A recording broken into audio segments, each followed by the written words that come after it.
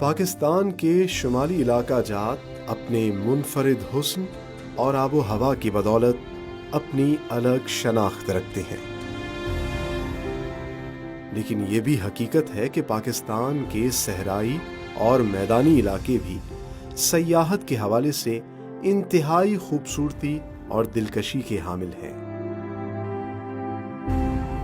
جن کو ڈسکور کرنے کے لیے ٹیم ڈسکور پاکستان نے بر صغیر میں باب الاسلام کہلائے جانے والے تاریخی خطے وادی سندھ کا رخ کیا۔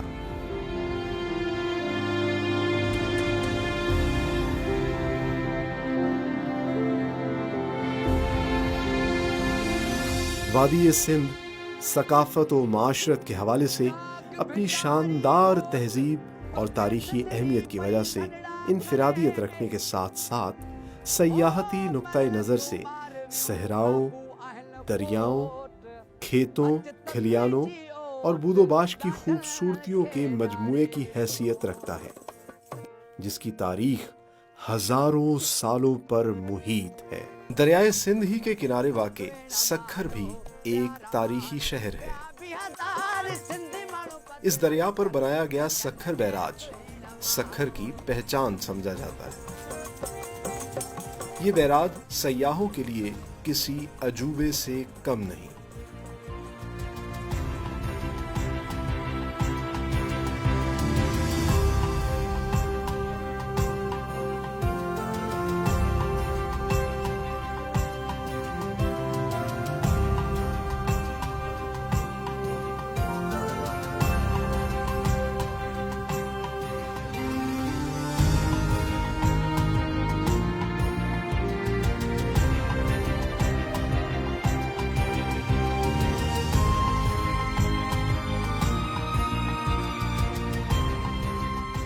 سندھ کے ضلع جام شورو میں واقع دی گریٹ وال آف سندھ کے نام سے مشہور رانی کوٹ فورٹ دنیا کے سب سے بڑے قلعوں میں شامل ہے،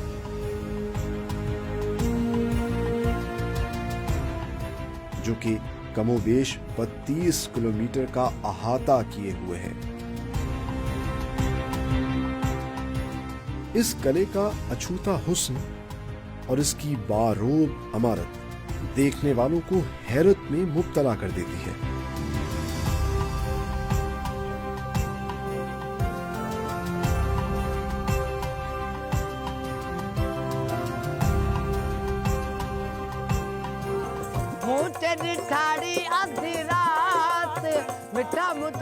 ہندوستان اور پاکستان کے وسیع و عریض رقبے پر پھیلا صحرائے تھر دنیا کا 17واں بڑا صحرا ہے،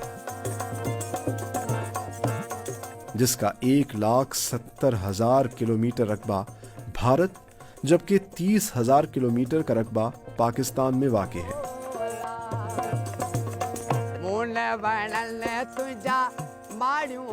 سندھ مختلف تہذیبوں کا امین اور بے شمار تاریخی اہمیتوں کا حامل خطہ ہے۔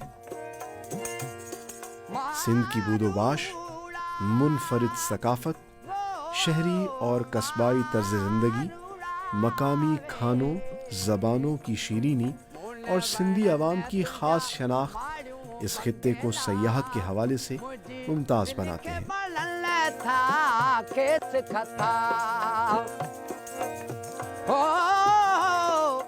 سیاحت کے مختلف پہلوؤں سے دیکھا جائے تو سندھ کی دھرتی سیاحتی حوالوں سے پاکستان سمیت دنیا بھر میں امتیازی حیثیت رکھتی ہے، جسے ڈسکور کر کے ہم ملکی سیاحت میں ایک نئے باب کا آغاز کر سکتے ہیں۔